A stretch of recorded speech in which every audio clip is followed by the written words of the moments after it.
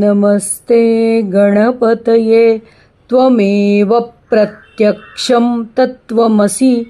त्वमेव केवलं कर्तासि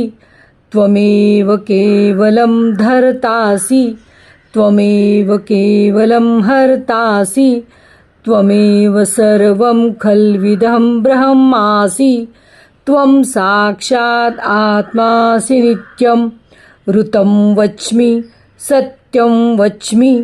अवत्वं माम् अववक्तारम् अवश्रोतारम्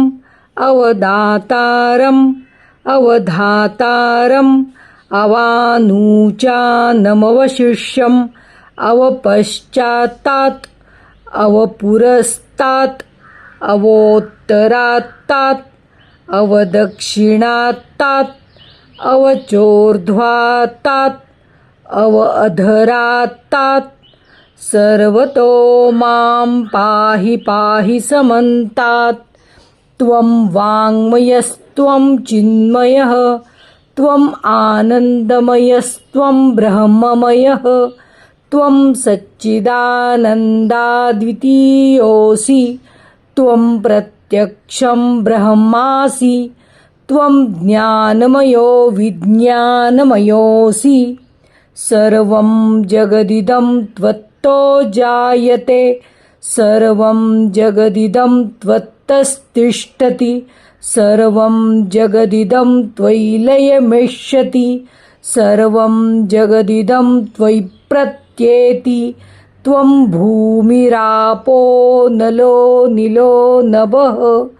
त्वं चत्वारि वाक्पदानि त्वं गुणत्रयातीतः त्वं देहत्रयातीतः त्वं कालत्रयातीतः त्वं मूलाधारस्थितोऽसि नित्यं त्वं शक्तित्रयात्मकः त्वां योगिनो ध्यायन्ति नित्यं त्वं ब्रह्मा त्वं विष्णुः त्वं रुद्रः त्वं इन्द्रः त्वं अग्निः त्वं वायुः त्वं सूर्यः त्वं चन्द्रमाः त्वं ब्रह्मभूर्भुवस्वरों गणादिं पूर्वमुच्चार्य वर्णादिं तदनन्तरम् अनुस्वारः परतरः अर्धेन्दुलसितं तारेण रुद्धम् एतत्तव मनुस्वरूपं गकारः पूर्वरूपम् अकारो मध्यमरूपम् अनुस्वारश्चान्त्यरूपं बिन्दुरुत्तररूपं नादसन्धानं संहिता सन्धिः सैषा गणेशविद्या गणकऋषिः नृच्युद्गायत्री छन्दः गणपतिर्देवता ॐ गं गणपतये नमः एकदन्ताय विद्महे वक्रतुण्डाय धीमहि तन्नो दन्ती प्रचोदयात् एकदन्तं चतुरहस्तं पाशमङ्कुशधारिणं रदं च वरदं हस्तैः बिभ्राणं मूषकध्वजं रक्तं लम्बोदरं शूर्पकर्णकं रक्तवाससं रक्तगन्धानुलिप्ताङ्गं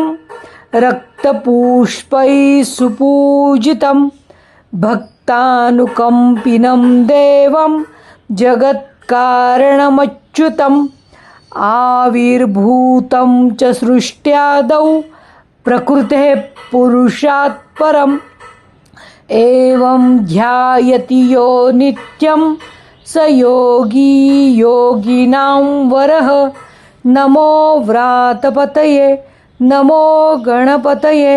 नमः प्रमथपतये नमस्ते अस्तु लम्बोदराय एकदन्ताय विघ्ननाशिने शिवसुताय श्रीवरदमूर्तये नमः।